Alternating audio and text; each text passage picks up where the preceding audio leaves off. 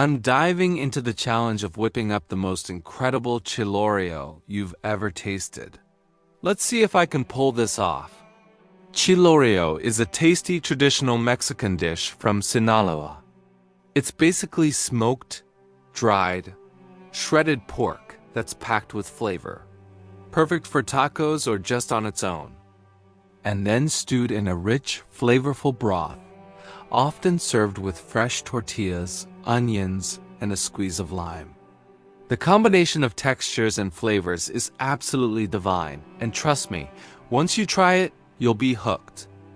One of the biggest hurdles people face when trying to make chilorio at home is sourcing the right ingredients.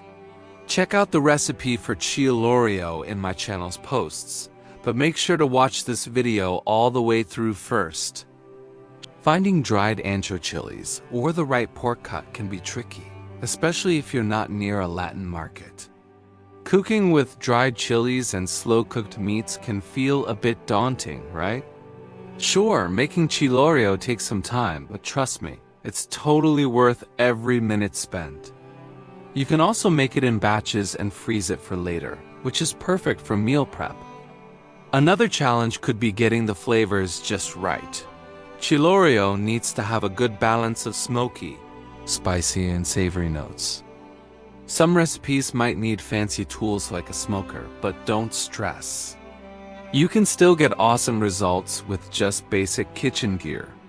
And if you're new to cooking with dried chilies, don't be afraid, it's easier than you think, and the payoff is huge. Let's get started by preparing our ingredients. We'll need 1.5 pounds of pork shoulder, cut into large chunks, and a handful of dried ancho chilies. You'll also want some onion, garlic, and a few spices, but don't worry, I'll walk you through the list. First, we need to rehydrate those chilies, so I'm going to soak them in hot water for about 20 minutes. While they're doing their thing, I can start browning the pork in a bit of oil. Brown the pork, then toss in onion, garlic, rehydrated chilies, cumin, and oregano. Now it's time to add in some liquid. A combination of pork broth and water will help to cover everything and get that slow-cooked goodness going.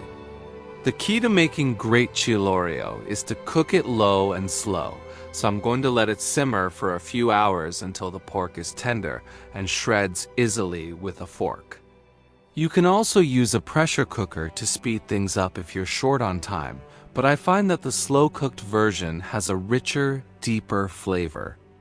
As the chilorio cooks, the flavors start to meld together beautifully.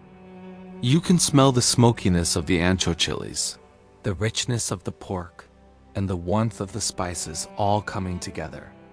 It's one of those dishes that's even better the next day, but I know you're going to want to dig in as soon as it's ready. The moment of truth. Let's take a taste and see how it's turned out.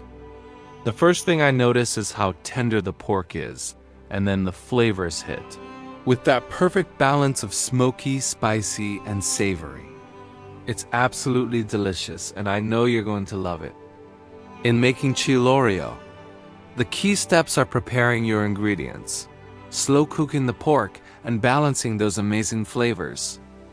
It's a dish that's all about layering flavors and textures to create something truly special. If you've made it this far, I hope you're inspired to give chilorio a try at home. Don't be afraid to experiment and make it your own.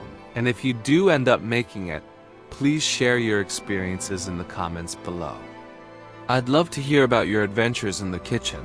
And if you're looking for more delicious recipes, be sure to watch my other cooking videos. Don't forget to check out the ingredients and instructions in my posts. Thanks for tuning in, and catch you in the next video.